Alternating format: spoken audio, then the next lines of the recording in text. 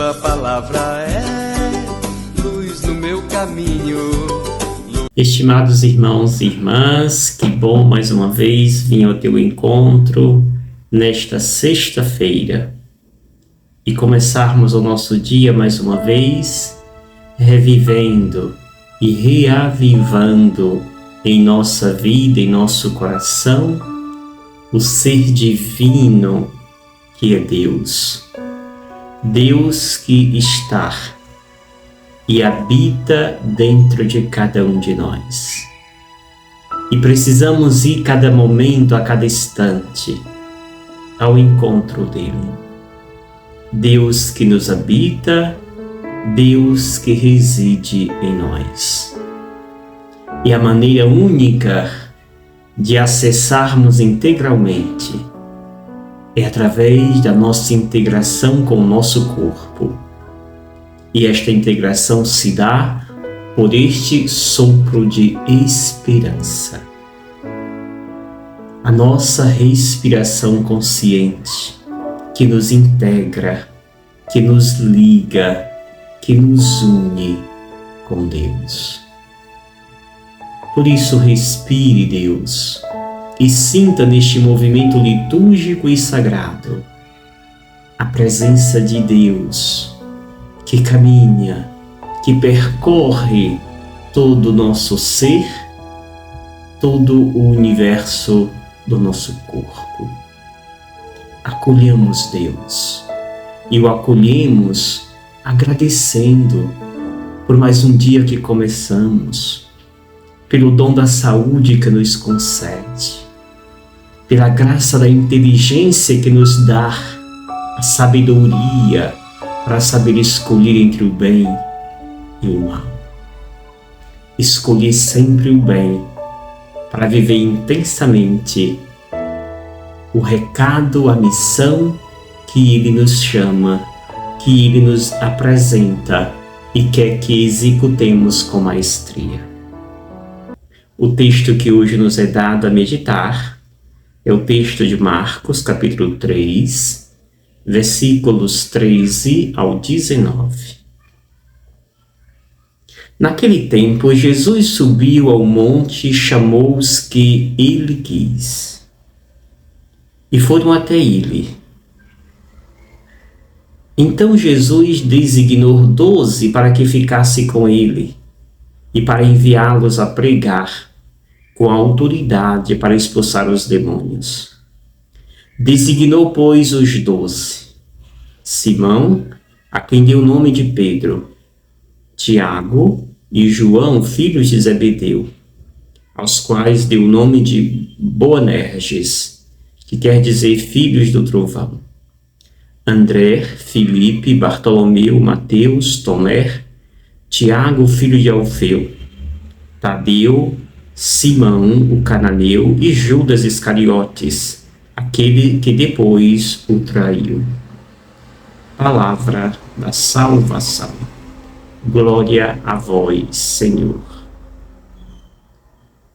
Estimados irmãos e irmãs, mais uma vez Marcos nos apresenta o tema do chamado. Lá no capítulo 1, Marcos apresenta também Jesus que à beira do mar de Tiberíades chamava os primeiros discípulos. Aqui, Jesus vai ao monte.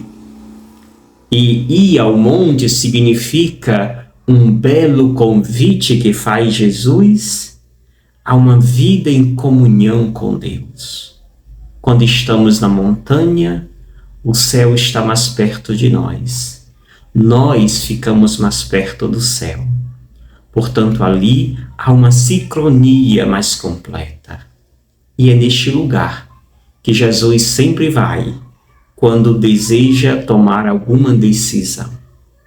E é ali, portanto, que ele vai ficar com o Pai.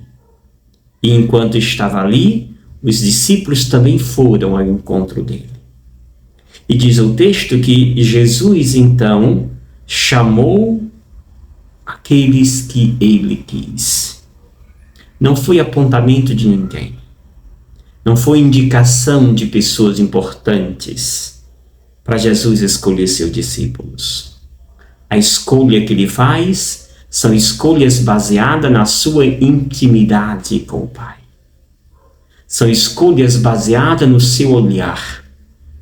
O olhar de misericórdia, o olhar de compaixão e o olhar de inclusão. Por isso ele chama os seus. Mas não chama de qualquer jeito ou para qualquer coisa. Deus chama seus discípulos e os apresenta objetivos claros, definidos. E 3 foram os principais objetivos que Jesus já delega a estes 12 que ele escolhe. O primeiro objetivo a ser executado por eles é que eles fiquem com Deus. Ou seja, o discípulo é aquele que permanece na presença de Deus.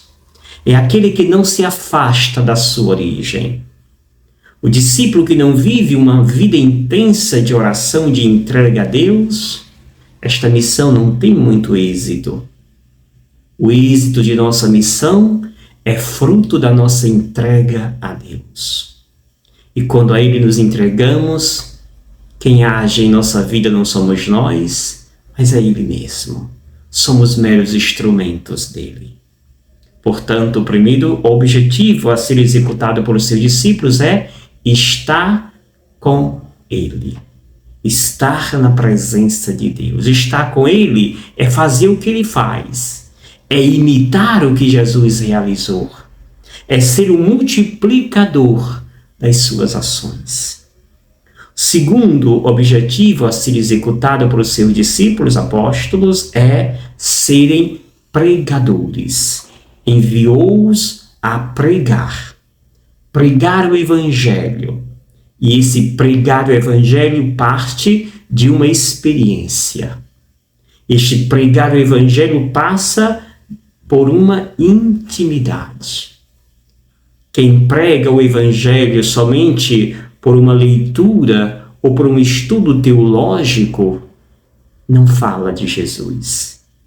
Para falar de Jesus, sim, precisamos da palavra, mas antes dela, precisamos experimentá-la, ou seja, nos debruçar aos braços de Deus. Última coisa, último objetivo que o Evangelho nos apresenta para seus discípulos executarem é que eles devem exercer sua missão com autoridade. Autoridade para expulsar os demônios. Sim. Jesus ensinava com autoridade. Assim vai relatar os evangelhos, inclusive Marcos. E eu dizia nessa semana que ensinar com autoridade não é ensinar a partir de verbalização. Mas ensinar com autoridade é ensinar a partir das ações. Marcos vai apresentar um Jesus que expulsava os demônios, um Jesus que curava as pessoas mesmo em dia de sábado. Porque o que importava para Jesus não é uma lei que mata, mas uma lei que resgata e traz para perto de si aqueles que estão longe. Jesus quer que nós façamos o mesmo, que nós exerçamos nossa missão com autoridade, expulsando os demônios, levando esta palavra de Deus com autoridade. É assim que Jesus quer que nós façamos e realizemos a nossa missão. Depois de apresentar esses 3 critérios, ele vai então denominar cada um dos apóstolos, chamando cada um pelo nome. Ou seja, Jesus não chama qualquer pessoa, mas ele chama aqueles que ele conhece. Conhece pelo nome. Conhecer pelo nome também é conhecer a sua intimidade. E Jesus os chama porque conhecia a intimidade de cada um destes homens. 12, esta plenitude do povo de Israel.